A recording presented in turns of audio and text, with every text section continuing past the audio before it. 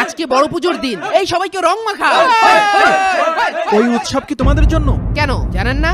ধর্মযাত্রার উৎসব সবার। তোমাদের দেখে তো সবার মুসলমানের ঘরে সন্তানই মনে হচ্ছে। হ্যালো দাদা, কিরে তোরা কই? তোদের তো পূজার নিমন্ত্রণ দিয়েছিলাম। গাড়ি দিয়ে পড়, যা যা যা যা। দাদা আমাদের সবকিছু রেডি, আমরা 10 মিনিটের ভিতরে আসছি। আচ্ছা এই সবাই তো আছে এখানে।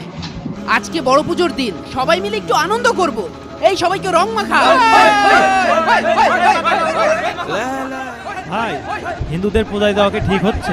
শোন, এত ঠিক বেঠিক দেখতে গেলে আনন্দ করতে পারবি না। আনন্দ কর।